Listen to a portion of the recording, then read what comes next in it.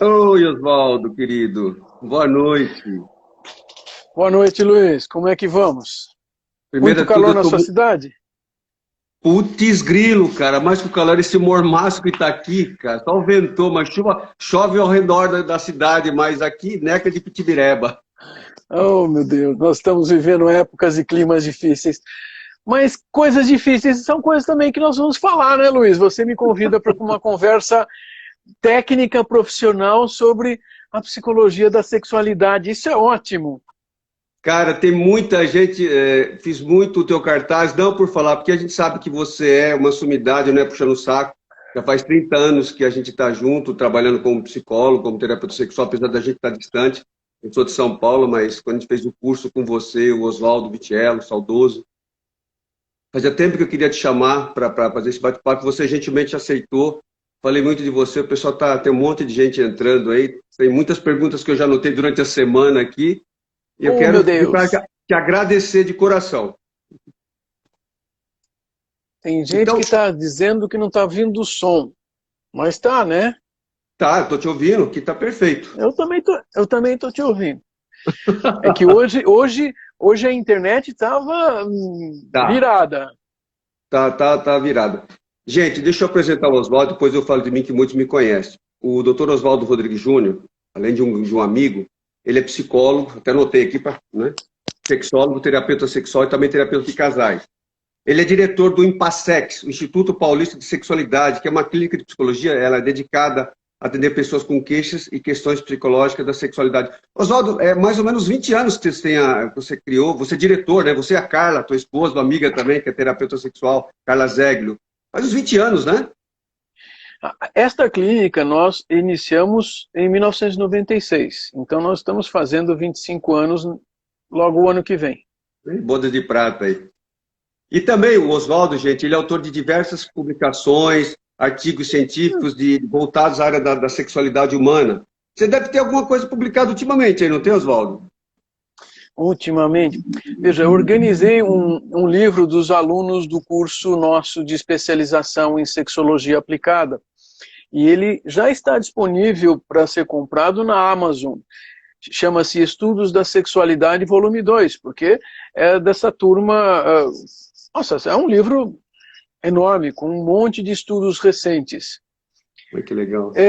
Esse livro faz 4 meses que está disponível à venda na Amazon, em português. Ah, Claro que assim, a cada ano, algum livro a gente põe a. Bom, às vezes eu só estou organizando, né? Só organizar significa é, verificar, editar, editorar, preparar, haja trabalho. mas outras vezes o livro inteiro é meu, outras vezes eu tenho alguns capítulos e tenho participação de colegas, principalmente da América Latina. Nós temos bastante gente na América Latina, como você sabe, de 5 a Aham. 8 de novembro a gente vai ter um congresso latino-americano online de terapia sexual e de casais, que nós vamos fazer desde aqui de São Paulo, com a participação de 54 profissionais da América Latina e 17 países diferentes. De verdade, Muito assim, legal. é uma forma de a gente começar a fazer essa interação maior entre os brasileiros, o restante da América Latina. Nós dois sabemos que nós não aprendemos espanhol na escola, isso fez com que também. Eu estudei francês e inglês, mas não estudei espanhol. Ou seja, nós, nós não tínhamos nem história para essa aproximação acontecer. Eles Exato. têm, eles têm cultura e sociedade muito mais próxima das nossas, de como nós somos formados e vivemos, do que Estados Unidos ou Europa, né, Luiz? Nem dúvida. A gente nunca deu importância para o idioma, depois do Mercosul, tudo. É o único francês que eu lembro do ginásio ainda, mas a própria necessidade obriga a gente a estudar e você não para, você faz palestras, trabalhos, conferências no mundo inteiro, principalmente na América Latina, né? Eu tenho ido muito para a América Latina. Esse ano não fui ainda. Acho que Também de esse que ano não vem. vou. Ano que vem. Mas assim, anualmente eu tenho ido alguns países todos os anos. Uhum. Peru, Equador, Colômbia, México, Não Mas falta agora, aí Oswaldo, com todos os essa história anos. de coronavírus aí, ao lado bom disso, que você e muita gente consegue entrar nas casas, nos consultórios, em videoconferência, abrange um número maior de pessoas, né, em tempo real. Todo mundo consegue participar. Também é verdade, Luiz, mas assim, se nós estivéssemos nos encontrando num cafezinho aí perto do seu consultório, você terminou o consultório, vamos sentar ali para tomar um cafezinho, tomar um refrigerante, sabe assim, tipo, e conversar, isso também traz outras coisas importantes. E Entendo. eu acho que esta ideia ela é importante porque nós vamos falar, porque os casais, as questões sexuais envolvem muito o encontro físico das pessoas. Exato.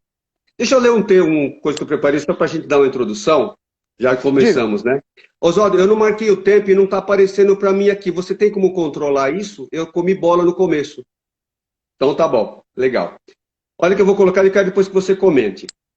Terapia sexual, ela pode mudar a sua vida?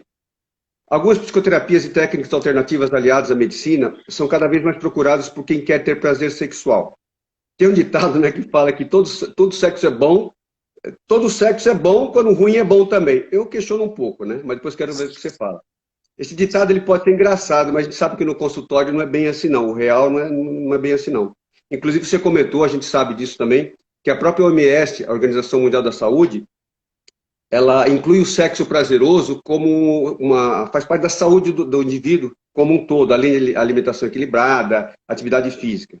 Então, a gente fala assim, que significa que não é possível só pensar em saúde sem considerar a prática sexual entre quatro paredes, ou debaixo de pé de couve, dentro do carro, dentro do elevador, sei lá. Então, a gente tem tido uma demanda muito grande por terapia sexual cada dia. E não para tratar apenas do funcionamento ou da disfunção que acontece entre os parceiros e as parceiras na prática sexual, mas também um aprendizado sobre o próprio corpo e também fortalecer os vínculos, que você está falando do cafezinho, e melhorar a qualidade de vida. Eu queria que você comentasse e sair daí. Você trouxe um assunto bastante importante. Alguém comparou com a história da pizza, né? Dizem que pizza só tem dois tipos. A boa e a muito boa. Olha, para quem não gosta de pizza, não existe pizza boa. Então, sexo também é uma coisa importante. É que quando você lembra da Organização Mundial de Saúde, nós estamos falando da sexualidade e não apenas do sexo genital. Porque aí o sexo genital fica complicado, porque nós recebemos as pessoas no consultório, principalmente com queixas do sexo genital, e o que nós compreendemos é que falta muito da sexualidade em geral para essa pessoa. Ela não consegue lidar com os outros aspectos que são fundamentais e produzem a vida sexual genital dessas pessoas. Aí eu fico imaginando, essa coisa que nós comparamos de nos encontrar para tomar um cafezinho, ambos estaríamos sentindo o sabor do café, o aroma do café, ou do chá. Nós estaríamos somando a nossa experiência conjunta um aspecto que, olha, estamos tomando algo. Ah, nós vamos sentir o sabor, o calor. Opa, peraí. Então, o sexo genital é mais do que o genital? Tem que ser. Muitas pessoas só vêm procurar a gente porque o sexo genital não está funcionando, mas nós dois sabemos que o grande problema é o restante que não permite haver estímulos. Você falou assim, até mesmo junto da medicina, alternativas têm sido buscadas, criadas, se tenta entender. O ser humano, ele sempre procurou desenvolver alternativas ou comportamentos anexos para a situação sexual como forma de termos mais estímulos. Cada cultura desenvolveu mecanismos. Por exemplo, eu estava preparando uma aula aí, e aí me deparei com uma informação que há uns 500 anos, no Japão, antes da modificação do Japão para um Japão não muito afeito a sexo, você sabe que o Japão atualmente é dos países que tem menor frequência sexual, com mais dificuldades de lidar com coisas sexuais. A pílula anticoncepcional era proibida até há 20 anos. fotos genitais continuam sendo um problema moral para eles. Até filme pornográfico eles colocam tarja no órgão genital. Pixelam tudo. Isso. Mas há 500 anos, a vida sexual era bastante importante. Tanto que existiam manuais que eram entregues aos casais que iam contrair núpcias para que eles aprendessem. E tinha um manual que era colocado literalmente debaixo do travesseiro. Olha, peraí, vamos ver o que tem, como nós temos que fazer. E os locais para sexo eram muito conhecidos e tinha lojas de vendas de acessórios sexuais. Nós estamos falando há 500 anos. E aí pensava, mas então, a cada momento histórico nós inventamos coisas? E aí eu estava lendo que nessa época, estava lá descrito, que os homens japoneses pegavam fibras de uma determinada planta e enrolavam no pênis. Primeiro, com a ideia de fazê-lo mais encorpado. Mas existia uma outra coisa. As substâncias químicas, os alcaloides dessa planta traziam sensações físicas, tanto para o pênis quanto para a vagina. Então, eles usavam como se fosse uma camisinha, mas na verdade com o objetivo de aumentar, ampliar sensações genitais táteis. Aí pensei, caramba, essas são coisas que a nossa cultura vive tentando fazer. Às vezes vive tentando fazer através de substâncias químicas que a gente tome. Mas também, quem não foi a um sex shop, ou quem sabe uma farmácia simples ali da esquina e procurou um lubrificante sexual que, nossa, isso aqui esquenta. Pois é, tem uma substânciazinha lá que provoca a pele, parecida com aquela substância que se coloca no arroz lá no norte, sabe? Jambu. Pois é, olha só, existem compreensões assim. Então, nos auxiliarmos do mundo, da história do ser humano, é extremamente importante, porque senão as técnicas sexuais não funcionam, senão as técnicas médicas não funcionam. E quando eu digo as técnicas médicas, vamos usar todos esses remédios que se vão inventar, e cirurgias reconstrutivas, melhorias físicas, beleza. Mas o ser humano tem que saber usar tudo isso. Apropriar-se disso. Nessa linha que você está levando agora, é uma das perguntas que as pessoas sempre fazem para a gente aqui, até nos programas de rádio. Eu nem me apresentei, mas já vou falar. Fala-se muito de sexo, sexualidade nas igrejas, nas CIPATs da vida, essas semanas internas de prevenção desse trabalho, em comunidades, escolas, até curso de crisma, eu já fui dar para bate-papo com a molecada adolescente. Mas a gente percebe que eles mudam pouco o comportamento, porque depende do contexto histórico, a comunidade que você está inserida, né? Não é só as questões de medicinas técnicas ou o material que se usa. Não vira. Que é onde causa, a gente vai parar daqui a pouco nas disfunções, né? Sexuais propriamente ditas. Exato, porque assim, os grupos sociais dentro de uma cultura têm regras diferentes. Se nós pegássemos só a instituição religião, cada religião tem uma forma de lidar com questões sexuais. Tem regras, algumas têm regras extremamente rígidas, outras têm regras variáveis de acordo com épocas de vida, com razões de vida.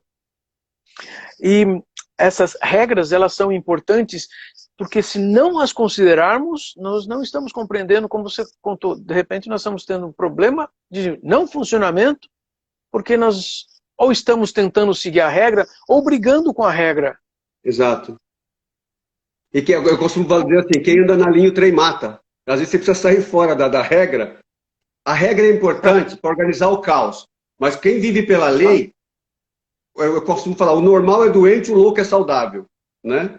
Quem vive só pela lei não vive, não desfruta, não goza. Não é verdade? É que existem leis e leis. Então, aí eu volto para toda a discussão que a Organização Mundial de Saúde tem proposto, que formalizou há quase 20 anos, exatamente com a ideia de saúde sexual. Por quê? Porque a saúde sexual é uma saúde que consegue existir porque existe saúde física, mental e social. A saúde sexual, ela se expressa porque nós estamos lutando pelas outras saúdes. E é diferente, e ela confirma que a saúde não é a mera ausência de doença. Exato. Aliás, saúde, então, para a gente ter saúde, nós não podemos estar doentes, óbvio. Mas não é só isso. É termos satisfação com a vida. A sexualidade... É o gozo da vida, o desfrutar. é o desfrutar. E nós podemos seguir regras também, desde que elas não façam mal a nós e não façam mal aos outros. Porque muitas vezes as pessoas vivem seguindo regras e fazem mal para si mesmas, ou fazem mal para os outros. Ou acham que estão seguindo regras porque fazem uma interpretação errada da regra. Outro dia eu vi uma dessas boas discussões, né? Que alguém falou assim, a homossexualidade é um pecado, está na Bíblia. Aí alguém escreveu, na verdade, parece que também teve um pastor americano que juntou aquele monte de regras que estão na Bíblia. Então, o meu vizinho, ele come carne de porco. Eu devo seguir a regra e matar ele? Ou o senhor me arranja alguém que resolva esse problema? Olha, eu posso vender minha filha para ganhar dinheiro? Porque na Bíblia diz que pode. Olha, eu estou precisando de gente que trabalha em casa, eu posso escravizar algumas pessoas, só não posso da minha família, não é isso? Ou seja, caramba, regras elas existem a cada época. Se nós olharmos, de fato, a Bíblia, o Antigo Testamento, veja, os homens tinham várias esposas. Está lá. Uhum. Se aquela esposa não pudesse dar à luz, uma mulher teria que ficar no lugar dessa esposa para dar à luz no lugar dessa esposa. Se o meu irmão morresse sem ter filhos, eu teria que desposar a irmã, a minha cunhada, para ter filho no lugar do meu irmão. As regras mudaram. E essas coisas me... então, assim, não dá para seguir essas regras. Nós temos que aprender a conviver com as novas regras. É que muita gente faz de conveniência, principalmente líderes religiosos, independente de religião, faz até uma interpretação maldosa. Eu fiz teologia, então é muito interessante. Não vejo onde está escrito na Bíblia, principalmente no Antigo Testamento, onde era olho por olho, dente por dente. Agora, todas as citações que você está trazendo. Então, no campo da sexualidade humana, as religiões, de forma geral, as religiões ocidentais, elas infundem muita culpa no campo da sexualidade. Agora, você vai buscar na Bíblia, é nada disso. Antigo Testamento e Novo Testamento. O próprio Cristo falou, deixa aquelas 10 leis de Moisés, acabou. Tem só 2. Ama teu Deus e faz para os outros o que você quer, faz para você. Ele desonerou muita coisa, mas tem gente que é esperto, inclusive, né, usa seu bel prazer. Pois é, Luiz, assim, quando... Olha, o João Paulo II ainda é considerado um papa tradicionalista, cheio de cuidados, não fez grandes mudanças, mas ele fez uma série de mudanças, ele escreveu uma série de coisas que, assim, caramba, para um não tradicionalista ele já fez muito, né? Ele desclassificou a masturbação enquanto um problema maior. Puxa, então a gente nem devia sentir culpa assim? Pois é, mas continua um monte de gente sentindo culpas. Exato. É uma coisa menos do confessionário, mas ainda tem culpa. E isso é de 1992, ou seja, nós vamos fazer 30 anos que não é mais um pecado que vai levar a gente pro inferno. Outra coisa, eu me lembro eu fui padrinho de um casamento há uns 20 anos, e o padre lembrou que o Papa, o João Paulo ainda dizia assim, tipo, olha, é o seguinte, vocês vão se casar e também é para ter filhos, mas vocês têm que fazer sexo para vocês se sentirem bem. Falou na igreja, na frente de todo mundo. Eu olhei para ele e falei, caramba, esse é meu Papa. Olha só. Não, então, mas veja, o Francisco é um Papa progressista. Tanto que já está tendo inimigos de tudo quanto é lado. Dentro do próprio clero. Isso, e veja, eu nem ouço ele falar coisas tão absurdas. Na verdade, ele fala até coisas que já são consenso na rua. Tipo, olha, homossexualidade não é doença. Pô, mas não é doença desde 1980, que nós estamos discutindo isso ainda 50 anos depois. Então, assim, quando nós falamos das instituições sociais, cada uma tem uma regra. E em cada cultura, essas instituições, elas são diferentes em cada subgrupo. Eu considero isso muito importante. E é por isso que muitas vezes as pessoas precisam de nós psicólogos para ajudar a lidar com essa questão que é como é que eu sigo a regra ou compreendo a regra de uma maneira que me permita não me sentir culpado, não me sentir triste, não me sentir ansioso, porque nós dois podemos afirmar aqui agora, disfunções sexuais, olha, você pode dizer que tem um problema físico, mas espera aí, emoções negativas associadas não vão deixar você funcionar nunca. Culpa, vergonha, ansiedade, Cobrança. depressão, sentir-se cobrado. Não, mas ela cobrou. Olha, ela pediu. Agora, se você se sentiu cobrado, você está dizendo que você tem uma dificuldade. Então, o indivíduo tem que assumir essa responsabilidade de poder ser diferente. Porque nós dois também sabemos, afinal de contas, se eu me coloco todos os problemas, eu sou a razão dos meus problemas. Não é o outro. Dizer que eu tenho um problema porque ela me cobra muito. Não. É que eu me sinto culpado. Se eu puser essa perspectiva, eu posso deixar de me sentir culpado e começar a negociar o relacionamento. E não põe na conta do outro, né? Não põe na conta do outro. Uma disfunção sexual nunca é conta do outro. É sempre a primeira pessoa do singular que está sofrendo, ou que está vivendo, ou que está se incapacitando de funcionar.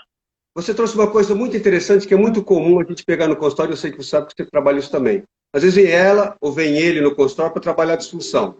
Você escuta, faz aquela pergunta, passou pelo gineco, passou pelo uro. Então, descartou a questão orgânica, que é importante para a gente enquanto terapeuta sexual, para não criar um viés no tratamento. Aí, mas, quando eu conheci o fulano, ele já era assim, ou as fulana. Ah, é? E por que ele continua? Por que ela continua disfuncional? Então, aí faz parte do casal a disfunção, não é? Pois é. De toda forma, eu sempre penso uma coisa, e eu vou te contar que eu falo isso, né?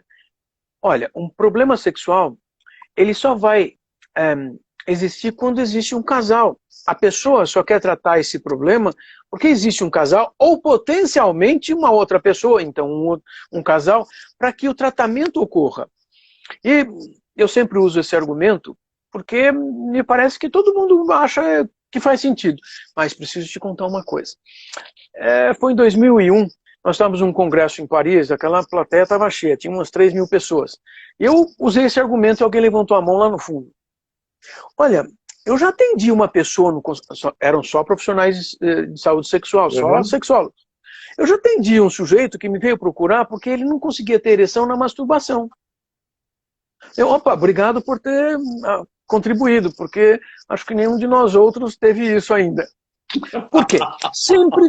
Sempre vem... Não, tá, agora eu posso ponderar. Olha, é uma possibilidade. Mas todas as pessoas que chegaram no meu consultório nos últimos 36 anos chegam e dizem, olha, eu tenho um problema sexual. Então, quando ele acontece? Então, acontece com uma pessoa. Ou, não, mas eu não vou nem procurar uma pessoa, porque se eu procurar não vou funcionar. Ah, então você quer se tratar porque pode existir outra pessoa.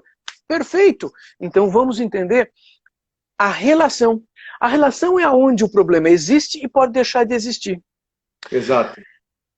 Eu me lembro que, assim, no final da década de 80, era difícil, eu vou dizer assim, convencermos os homens de que era necessário que a parceira dele viesse. Eu me lembro assim, olha, 1 a cada 5 concordava e mesmo assim, em algum momento, parece que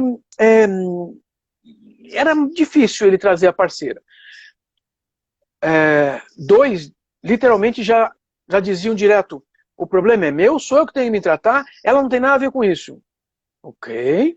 E os outros 2 diziam, não, mas veja bem, ela nem sabe que eu estou aqui. Uau, tem mais problema aí do que parece.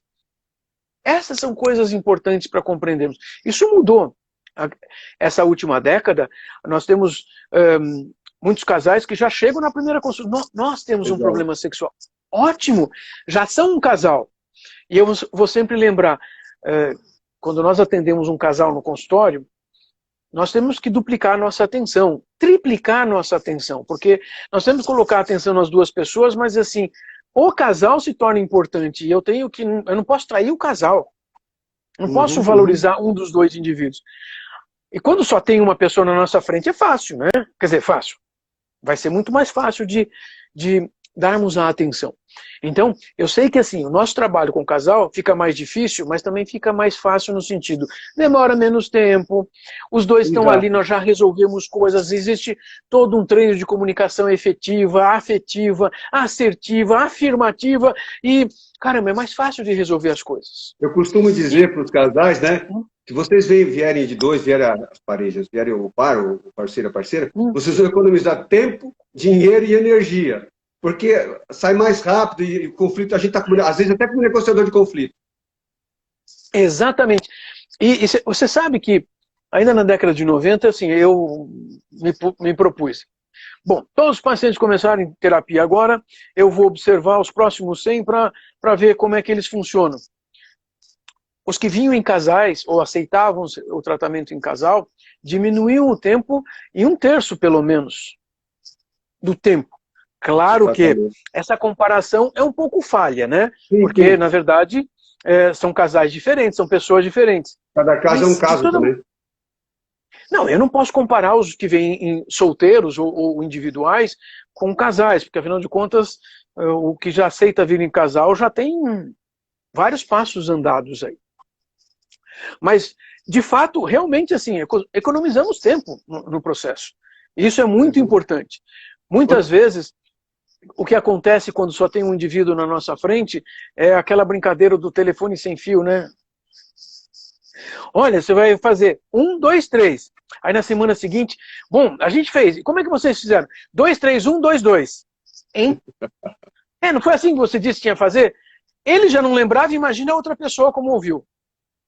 Então, quando são dois ouvindo a mesma coisa, eles inclusive têm em casa uma forma de tentar recuperar a memória, e fica muito mais fácil de solucionar problemas. Acho também que assim... Não, pode falar. Não, Pode falar, fala. A situação do casal em terapia, ela é a base para a melhor solução dos problemas sexuais, das disfunções sexuais, de homens e mulheres. Fácil. E é interessante colocar também, Oswaldo, que em boa parte das vezes, uma disfunção sexual, até, vou emendar duas coisas que me colocaram aqui. Dizer que, falar o óbvio, mas vamos falar aqui, que disfunção não é doença, disfunção significa que não funciona. E como você já comentou, a gente comentou também, demora muito, às vezes passa-se anos, para o casal, ou o homem ou a mulher, geralmente o homem, demora para vir ao consultório, às vezes o casamento está no bico do corvo. Não importa se é homoafetivo ou heteroafetivo, às vezes pouco a gente pode fazer, né? Isso. Quer dizer, quanto mais tempo demora o problema, mais difícil é de solucioná-lo.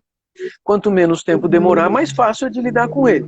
Mas você nos lembrou que, assim, existem pessoas que vêm nos procurar com décadas de problema. E veja, eu falei décadas de problema, mas às vezes o sofrimento só acontece no final. Ou seja, já existia o problema, mas quem sofria era outra pessoa. Essa pessoa estava assim, tipo, passando, não é comigo. E de repente, décadas depois, já percebe, nossa, sou eu o problema. Pois é. Aí piorou de vez, porque o corpo dessa pessoa está tão acostumado a errar, que esse corpo acha que errar é certo. Exato. E muitas vezes a queixa que traz a pessoa ao consultório é a disfunção sexual. Mas você sabe que a disfunção sexual, boa parte das vezes, ela é consequência de um estilo de vida, de um comportamento, de moral, de religião, de relacionamento, não é? De estilo de vida. E mudar estilo de vida é uma coisa também que exige um bocado de energia, né? Porque nós não vamos mudar de um dia para o outro. E isso envolve valores, né? Que você não pode mexer. Exato, mas isso justifica também, você acabou de contar uma coisa especial de importante. Então vamos dizer que o médico já percebeu que realmente existe uma causa biológica que precisa ser tratada. Beleza. Só que se essa causa biológica for tratada e isso estiver em contradição com o estilo de vida da pessoa, por razões outras, valores pessoais, morais, religiosos, éticos, sei lá das quantas, aí fica delicado. Ele não vai usar a estratégia, nem mesmo a benfeitoria que se possa fazer. No entanto, nós podemos auxiliar as pessoas a entenderem quais são as coisas que estão envolvidas, quais são as questões de estilo de vida que estão envolvidas exatamente nessa coisa nessa coisa sexual. Como é que vai mudar a vida sexual se não muda algumas coisas de estilo de vida? Vou lhe contar uma coisa. Eu já tive paciente que, assim, antes de se aposentar, tinha atividades físicas intensas. Então, Na verdade, ele era um sargento do exército, e vocês sabem que então ele se aposentou com 25 anos de trabalho. Uhum. Ele começou com 18 anos, então ele se aposentou antes dos 45, certo? Atividade física todos os dias, certo? Uhum. O que aconteceu logo nos primeiros 6 meses? Fica em casa, está aposentado, ele era solteiro, vida sedentária quando nunca teve vida sedentária. O que aconteceu com o corpo dele? Desastre. Ele não suportava fisicamente 3 ou 4 minutos de atividade sexual, de relação sexual, perdia a ereção. Quando ele compreendeu isso, ele percebeu, claro, minha vida inteira foi de um jeito, eu mudei de uma forma, agora eu estou achando que meu corpo vai funcionar quando não exijo mais nem a caminhada até o supermercado direito, caramba. Isso é importante. Deixa eu te fazer uma colocação que me veio aqui, que é muito comum, tem uma demanda muito grande, inclusive com relação, fazendo um gancho nisso daí que você acabou de colocar. Eu tenho encontrado homens aqui no consultório, pegador, garanhão, comedor de todas. Tá? Aí encontra uma garota, uma mulher, afetivamente estável, amorosa, carinhosa, e começa até, vão juntar e vão se casar. 6 meses, 8 meses, 1 ano, o cara vem aqui com disfunção erética, antigamente falava impotência. Aí você começa a perceber que quando não tinha vínculo, pegava todas. Bastou uma mulher inteira, onde há uma troca, o cara não está pronto para ser amado nem amar. O cara brocha. Tá muito comum isso. Porque aí se explicava, quando você pegava sem compromisso, você ia só para performance. Agora que você recebe carinho, e a mulher não reclama dele, hein? Não reclama do sexo, ela está satisfeita com o sexo do cara. Mas ele não está pronto para o afeto. É muito curioso. Aí ele brocha. Quer dizer, se ele não tiver a possibilidade de ter afeto associado à expressão sexual, ele não vai ter um bom desempenho, porque o sexo, ele aprendeu e ele vive o sexo baseado na emoção, porque afinal de contas, as emoções são importantes durante a atividade sexual. Afinal de contas, sexo é cheio de emoções. Na hora do sexo, na hora da atividade sexual, não precisa ter afeto.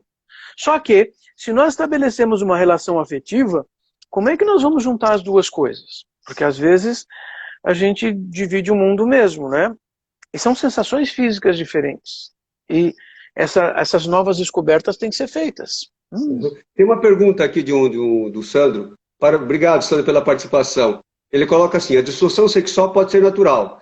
Na natureza, fêmeas fecundadas ou sem estar no cio, não há relação. Por que a disfunção deve ser necessariamente um problema? Quer dizer, não é, mas comenta aí, Oswaldo. Primeiro, o ser humano não é o bicho que andava no meio da mata. Aliás, nem dormia nas cavernas, porque essa história de homem das cavernas não existia.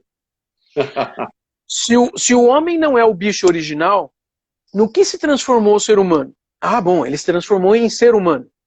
Então, as razões biológicas também deixam de ser importantes. Afinal de contas, nós, seres humanos do sexo masculino, que nascemos com pênis, nós não reagimos ao cheiro do estro, do momento onde a mulher está capacitada a reproduzir.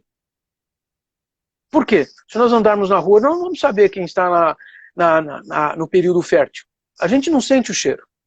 O feromônio humano é muito fraco, né? É ridículo. É ridículo. E mesmo assim, tenho que contar que a nossa capacidade de sentir aromas, odores, pode ser condicionada de tal forma que determinados odores se transformam com um significado de feromônio, onde o dito hormônio sexual, que seria para um cachorro algo fabuloso, para nós não vai fazer sentido nenhum. E todos os experimentos científicos que tentaram demonstrar que deve ter um hormônio que faz com que homens ou mulheres reajam, falharam. Ah, sim, é interessante que um chegou a quase ter números estatísticos de prova usando feromônio de porco. Sei, então, ser humano não é porco, então já não funcionava. E mesmo assim eles chegaram à conclusão de tipo, olha, não é uma prova estatística coerente. Nós humanos inventamos a sexualidade. Exato. Basta lembrar que a palavra sexualidade, ela não existia antes de 1850. Então, se alguém dissesse, não, mas a sexualidade existia. A palavra não existia, não tinha importância, isto que nós valorizamos nos últimos 150 anos. Alguém podia dizer, mas sexo existia. Olha, o encontro dos genitais sempre existiu, no bicho animal também. Mas o ser humano tratava o encontro dos genitais de uma maneira diferente há 1000 anos. De verdade, há 1000 anos, aliás, há 2000 anos, vamos imaginar o Império Romano, o sexo era, na verdade, compreendido como uma relação de amor.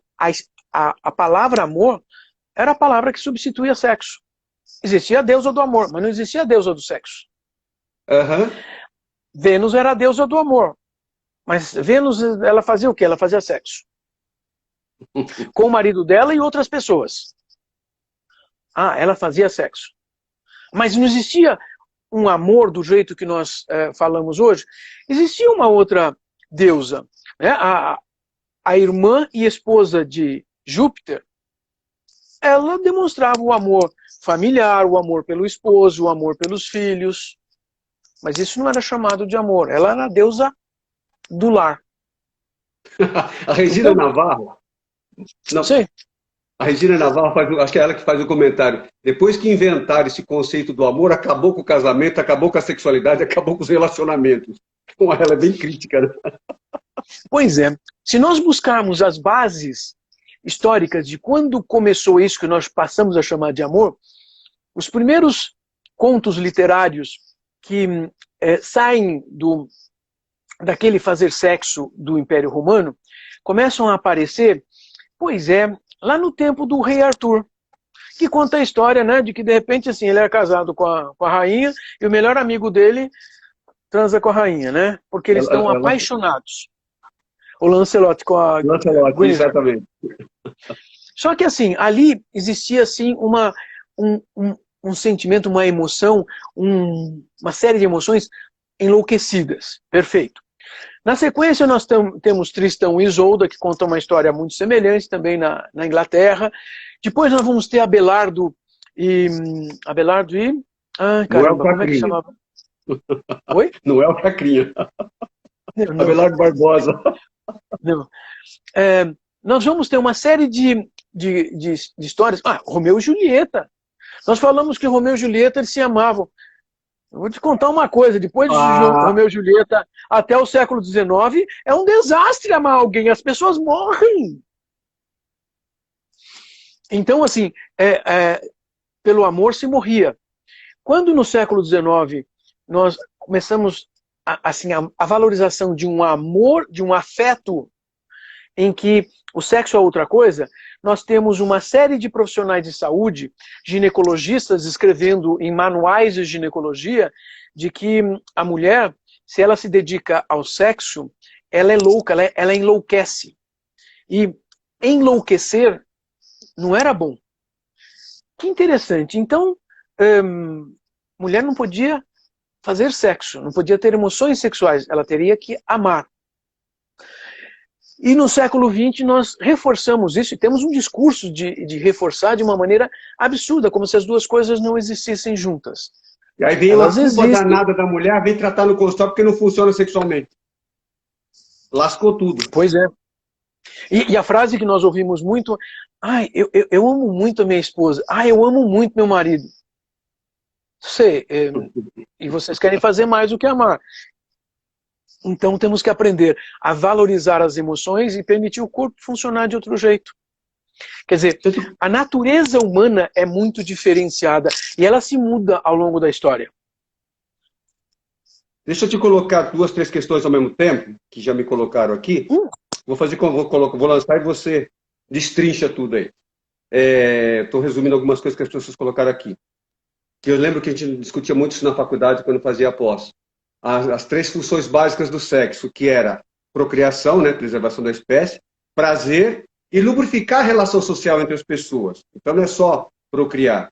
E uma outra colocação aqui, que não tem a ver, mas eu queria que você comentasse. É muito comum no consultório, e aqui está saindo muito na live, as mulheres estão perguntando sobre a medicação que tira a libido, ansiolíticos, hipertensivos, antidepressivos, e a velha mania de achar que eu tenho que gozar só com penetração.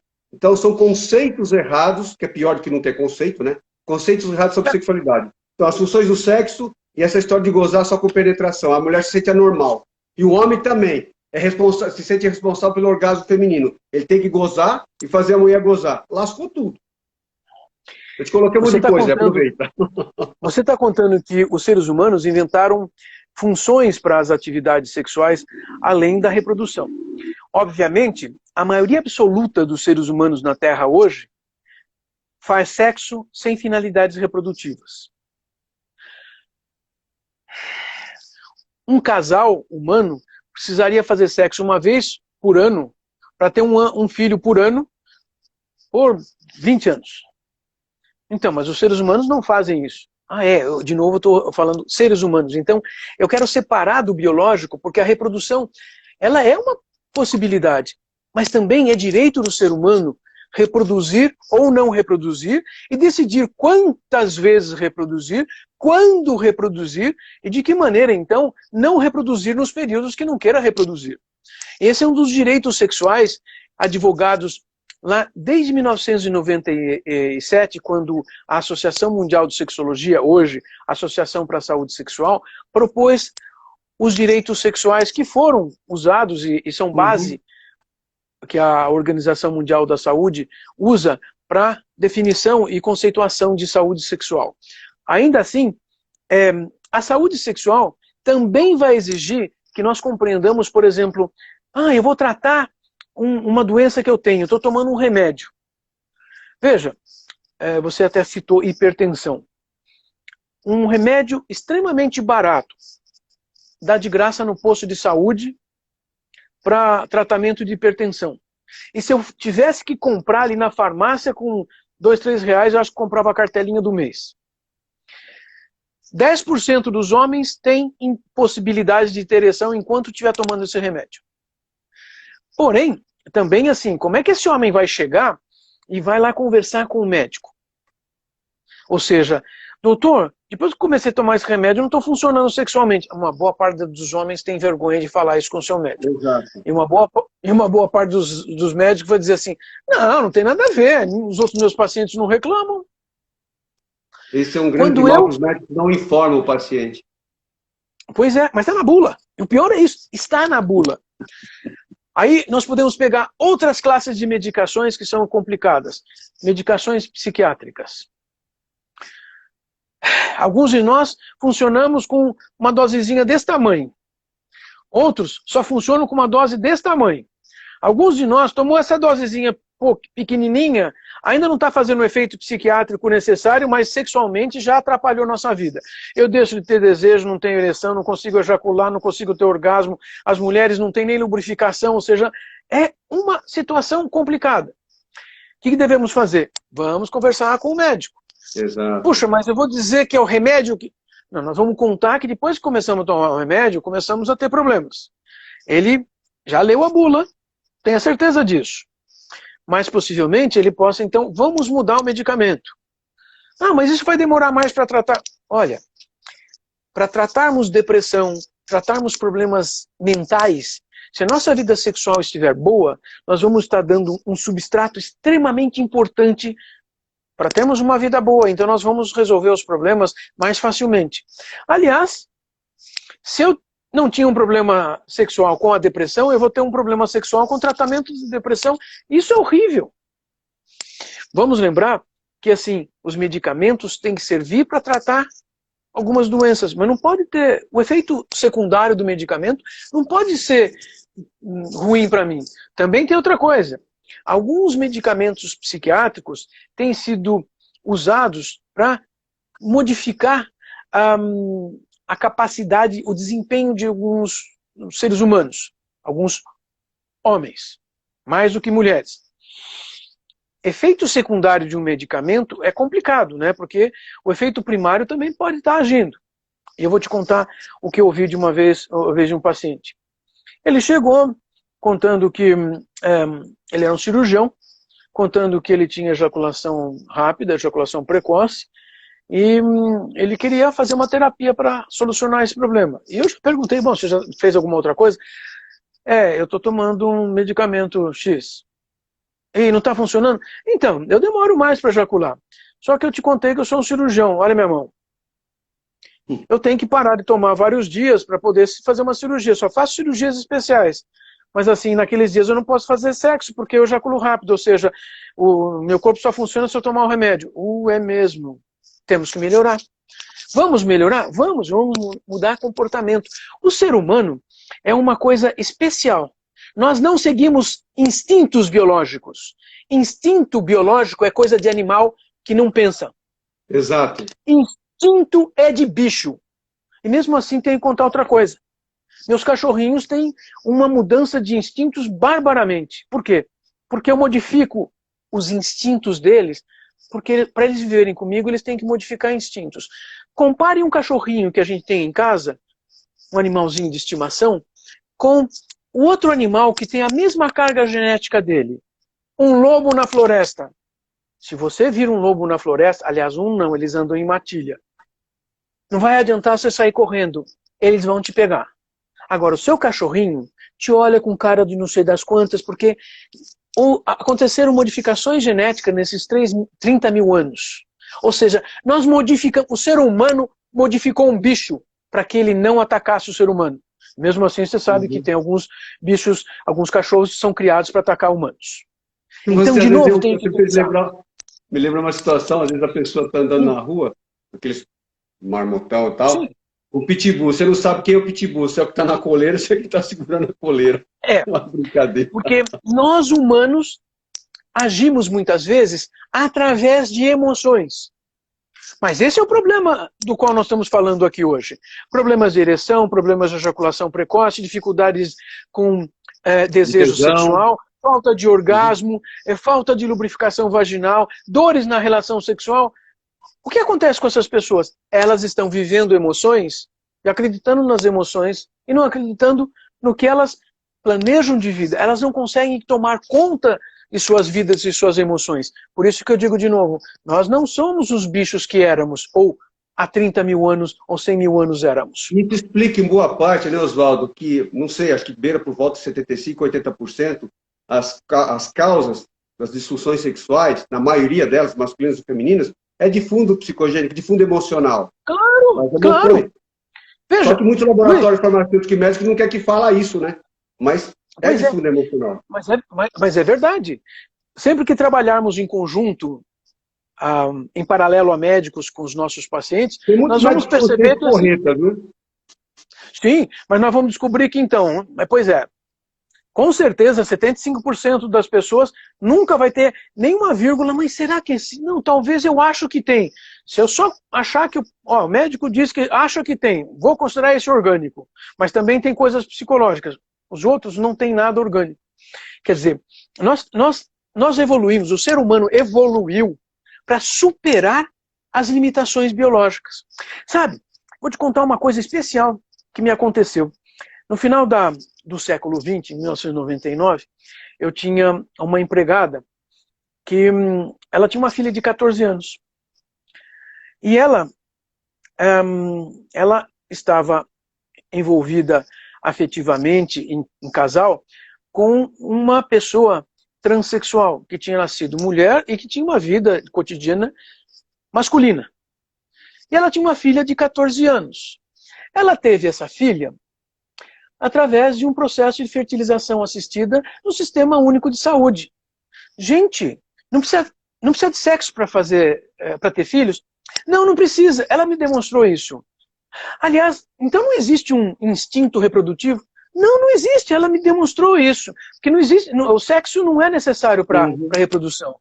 Nós podemos ter filhos. Se nós queremos, como nós podemos, e nós vamos planejar isso. Isso é ser humano. Veja, o ser humano há 2000 anos, de novo vou para o Império Romano, porque o Império Romano... Como é que está o nosso tempo aí, você que está controlando? Eu estou sem noção aqui. Nós temos mais 10 minutos. Só para finalizar essa história do Império Romano. Nós temos o Império Romano em alta conta, afinal de contas, as nossas culturas ocidentais vêm do Império Romano. Mas pouca gente sabe que uma criança, quando nascia, ela só ganhava um nome próprio com 2 anos de idade. Por quê? Porque muita gente morria antes dos 2 anos. Né? Isso também continua acontecendo.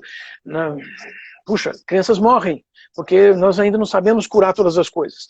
Mas o que os romanos faziam? Davam um nome quando deu 2 anos. Ah, essa sobreviveu. Sabe o que eles faziam com os corpos das crianças com menos de 2 anos? Não eram gente, atiravam no lixo. Reprodução sem condição de lidar, o ser humano inventava coisas. Nós fazemos isso hoje? Não. Por quê? Porque nós consideramos que um filho é uma responsabilidade. Então nós somos diferentes. De novo, se nós pegarmos vários animais e colocarmos eles trancados, eles reproduzirem, eles vão começar a matar os filhos, os filhotes. Eles comem os filhotes. Aliás, qualquer animal faz isso. O ser humano também faz isso? Então, se não houver condições de sobrevivência, o instinto pega, e o instinto não é reprodutivo. Ele é reprodutivo até a página 2. Mas voltando para nós focarmos no nosso assunto, para nós usarmos esses últimos minutos, porque assim você apontou uma coisa para mim que é necessário nós reforçarmos. As emoções erradas causam os problemas sexuais. Só que nós temos um problema. Quando nós valorizamos as nossas emoções e valorizamos emoções erradas, a gente vai sofrer com um problema sexual e vai dizer que o outro é que tem o problema, é que o outro é que causa, é que eu devo ter uma causa biológica, deve ser uma causa genética, o médico não descobriu, é porque a medicina ainda não se desenvolveu, porque não sou eu o culpado. A pessoa está ficando raivosa, nervosa, mas acho que o problema não é dela. Quando nós assumimos que nós somos responsáveis pelas nossas emoções, e nós podemos mudar nossas emoções, nós resolvemos os nossos problemas sexuais. Mas isso não é fácil, né, Luiz? E nós sabemos... Tem uma vida cristalizada nos ombros que não é tão fácil mudar de uma hora para outra. Oswaldo, antes de terminar, só para reforçar que estão me insistindo aqui. Aí eu vou te colocar uma coisa que não estava na pauta, mas nós já conversamos durante a semana, você me orientou, mas eu queria que você falasse aqui ao vivo. Então são 2 coisas. Uma, a insistência que as mulheres estão perguntando aqui, de ter que gozar com penetração se sentem anormais. Isso é uma coisa, quero que você comente. A outra é fora da pauta, mas a pessoa está insistindo e eu acho interessante. Demência e sexualidade exacerbada. Até você me orientou um tempo atrás que tem pessoas senis na família, e quando... senis não, demenciadas, início de demência, ou corte de Levi ou Alzheimer, começa a partir para cima de empregada, a partir cima de netos, de netas, né? Mas vamos comentar primeiro esse questionamento que a mulherada está fazendo aqui, que só se sente anormais porque não gozam na penetração só com estimulação clitoridiana. Então, as mulheres têm que aprender como se estimular para chegar até um orgasmo. Muitas mulheres só aprendem também a se estimular no clitóris. Só que muitos homens não sabem fazer isso. Ora, um casal que se ajuste bem e que consiga lidar com suas diferenças, consegue superar as limitações do corpo. Afinal de contas, parece que o ser humano é o único animal que tem uma fêmea que pode ter orgasmo sem precisar estar em período fértil e em período reprodutivo. Isso é interessante. De fato, nós podemos condicionar outros animais a fazerem isso. Mas o ser humano tem um mecanismo de superação especial. Veja, a deusa do amor, grega e romana, eram deusas de quadris estreitos, que nem precisavam reproduzir. Elas eram dedicadas apenas ao prazer. É interessante o ser humano. Ele sempre tem como lidar com as coisas. Então, uma mulher que tenha problemas com relação a ter orgasmo, se não tiver um estímulo no clitóris, vamos conversar com o seu parceiro. Não é errado você se estimular para ter um orgasmo. Não, mas eu quero ter um orgasmo com penetração. Olha, nós, sexólogos, temos técnicas para fazer isso. Mas você já tem uma forma muito boa, não é errado. Exato. E é fisiológico, não é toda mulher que consegue com penetração, isso é do corpo, é de cada uma. O orgasmo, com ou sem penetração, vai ser disparado pelas mesmas estruturas. É o mesmo músculo que se contrai para facilitar o disparo do orgasmo. Porém, ainda tem outra coisa. Se eu não sentir nada daqui para baixo, homens e mulheres, nós temos orgasmos, porque o orgasmo acontece na cabeça. Nós não precisamos do genital para ter orgasmos. Uau, de novo, eu não preciso do genital para sentir prazer sexual? Não. Então, se vocês têm amigos cadeirantes, homens ou mulheres, saibam, eles podem ter orgasmos. Dependendo da altura da lesão, pode. Uhum. Não, é só não ter lesão acima da coluna cervical. Ou seja, do cérebro para dentro.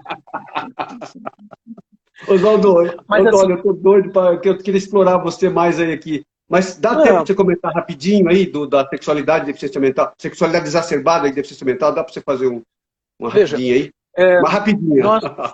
Pessoas que tenham problemas mentais, sejam uma degeneração neurológica tipo Alzheimer ou qualquer outro tipo, elas vão perder algumas limitações que já estão introjetadas pela cultura. Ou seja, a gente vai degenerando uma série de funções cerebrais e nós perdemos essas capacidades de controlar uma série de situações. Além do que, assim, aquilo que eu sinto uma sensação boa, eu quero reproduzir essa sensação. Mas também tenho que contar que muitas dessas pessoas começam a aprender na interação que as pessoas estão tratando elas como degeneradas neurologicamente e elas se transformam em degeneradas psicologicamente. Quero dizer, elas aproveitam e tipo assim, então você está dizendo que eu não me lembro das coisas? Você vai ver. Aí eu passei a mão, não lembro. Vamos começar a desconfiar. Está cortando, acho que vai terminar, querido. Acho que está cortando. Acho que nós vamos terminar. Luiz, marcamos uma próxima oportunidade para conversarmos de novo sobre essas questões? De novo? Teve muita gente aqui, cara. Vamos? Eu estou vendo, parabéns. Você é um movimentador da nossa profissão. Isso é muito importante. Nós vamos dar mais passos, sim. E vamos voltar a conversar. Só gostaria que a gente pudesse fazer depois desse congresso que eu avisei para você. É um congresso profissional, só é para profissionais de saúde assistirem. É um congresso para psicoterapeutas, né? O Congresso Latino-Americano de Terapia Sexual e de Casais, que acontece de 5 a 8 de novembro. Marcamos para depois. Tranquilo. Perfeito. E aí movimentamos mais. Vamos pensar em algumas outras coisas. Pensar juntos. Beleza, Oswaldo. Querido, muito obrigado de coração. Olha, eu sempre acho que eu saio dessas conversas pensando em coisas para eu fazer meus atendimentos no outro dia. E eu vou sair daqui pensando como é que eu vou ajudar outras pessoas a serem felizes amanhã. Nós não temos que sofrer para ajudar as pessoas. Nós não temos que sofrer. Lembrem-se todos que estão ouvindo. Não temos que sofrer. Se estamos sofrendo, está errado. Se você acha que a sua opinião é melhor que a dos outros, você está sofrendo. Vamos negociar. Sexo depende de comunicação. Nós somos humanos. Até mais. Valeu, de coração. Obrigado. Eu vou salvar, pessoal, essa live. Tudo bem, né, Oswaldo, de salvar a live? Valeu. Fica com Deus, gente. Obrigado por toda a participação. Marcamos uma outra. Um beijo no coração, Oswaldo.